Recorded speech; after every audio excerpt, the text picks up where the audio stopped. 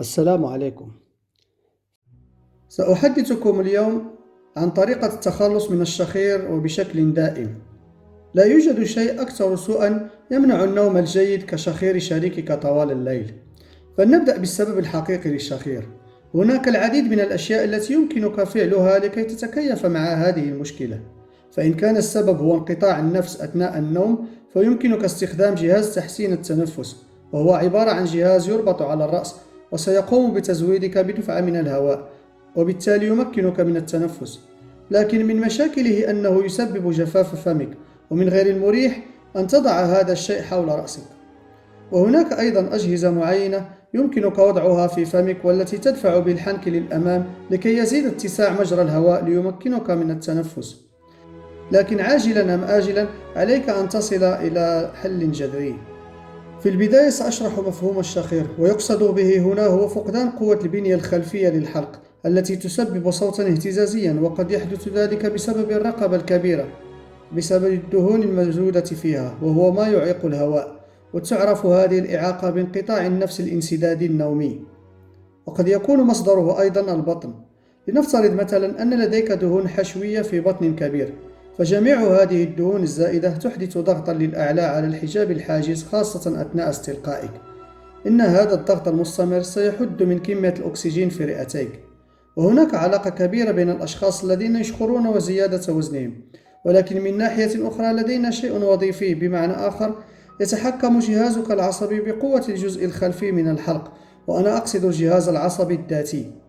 فإذا كان هناك مشكلة في أعصاب قحفية معينة، وهي الأعصاب التي تخرج من جذع الدماغ، وخصوصا العصب القحفي التاسع وهو العصب البلعومي اللساني، والعصب القحفي العاشر وهو العصب المبهم، والذي يمكنه أن يؤدي أيضا إلى فقدان القوة في الجزء الخلفي من الحلق مسببا هذا الاهتزاز.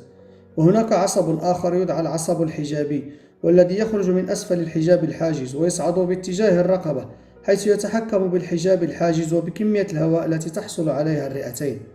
كما نرى، إن كانت هناك مشكلة بالجهاز العصبي فمن الممكن أن تؤدي إلى تأثير كبير ليس فقط على الشخير، وإنما على كمية الهواء الداخل إلى جسمك عبر رئتيك اللتان تعملان بشكل صحيح، وأيضا على مجرى الهواء عند فتحه وغلقه.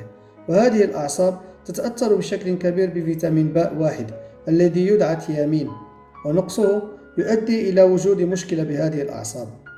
والعامل المؤثر الآخر الذي يمكن أن يؤثر على هذه الأعصاب سلبيا وهو مرض السكري أو ما قبل السكري، أو أن تكون لديك مقاومة للأنسولين، لأن هذا يحدث ما يسمى أمراض الأعصاب الطرفية، والتي تؤثر على القدمين واليدين وعلى تعطيل وظيفة الأعصاب بشكل تام. والأمر المثير هنا هو أن مرضى السكري دائما ما يعانون من نقص فيتامين ب1، لأن هذا الأخير يحمي بشكل كبير من مضاعفات هذا المرض. فالمضاعفات التي تنتج عن مشاكل سكر الدم تؤثر على الجهاز العصبي. ونقص فيتامين ب يكون بسبب اتباع حمية عالية الكربوهيدرات، ناهيك عن مقاومة الأنسولين التي تقف وراء السمنة. وإحدى الحلول التي يخبرك بها الطبيب عند زيارتك إياه بسبب أنك تعاني من انقطاع النفس أثناء النوم أو الشخير هي أنه عليك أن تخسر وزنا. وهذا بالتأكيد صحيح، لأنه إذا كان لديك دهون أقل في الرقبة والبطن فإنك ستتنفس بشكل أفضل. ولكن هناك أشياء أكثر من مجرد فقدان الوزن. فبعض الأشخاص الذين يخسرون وزنا لا يزالون يشخرون، وبعضهم نحيل الجسد ورغم ذلك يشخر. فما العمل إذن؟ أولا، الحصول فورا على فيتامين ب، لأن بمساعدته للجهاز العصبي سيساعد في تقوية الجزء الخلفي من الحلق، كما سيساعد أيضا مراكز التنفس الموجودة في جذع الدماغ، ويساعد العصب الحجابي الذي يؤثر على الحجاب الحاجز، ويساعد الأعصاب القحفية خصوصا العصب التاسع والعاشر. وتجنب الأغذية العالية الكربوهيدرات لأنها تؤدي إلى نقص فيتامين ب1، ولهذا أعود وأنصح بحمية الكيتو مع الصيام. ثانيا، تناول فيتامين د3، لأن 20,000 وحدة دولية من هذا الفيتامين يمكنها أن تساعد بشكل كبير في الوصول إلى مرحلة موجات دلتا للنوم العميق. لأن ما يحدث أثناء شخيرك وانقطاع النفس أثناء النوم هو استيقاظك خلال الليل، فالبعض يستيقظ 30 مرة في الساعة، وذلك لأن الأنسجة اللينة في الجزء الخلفي من الحلق تعيق التنفس ويتوقف. عند توقفه يؤدي الجهاز العصبي دوره ويوقظهم 30 مرة في الساعة، مما سيشعرهم بالتعب في اليوم الموالي، ولن يحصلوا على الأكسجين الكافي للدماغ، وسوف يؤثر ذلك على القلب ويؤدي إلى العديد من المشاكل. وفيتامين د3 يساعد الأجزاء العميقة من الدماغ المسؤولة عن تنظيم الساعة البيولوجية للنوم، كما يساعد الجهاز العصبي الذاتي وبالأخص الودي، وهذا يمكنه أن يساعد بطرق عديدة ومختلفة. وهذا ما يفسر أيضا سبب أن بعض الناس ينامون بشكل أفضل بعد يوم في الشمس، لأنهم يحصلون على المزيد من فيتامين د. وكملخص لما سبق، الحل هو الجمع بين هذين الفيتامينين ب1 والذي يمكن الحصول عليه من الخميرة الغذائية، وفيتامين د3 الذي يمكن الحصول عليه بقضاء وقت معين تحت الشمس.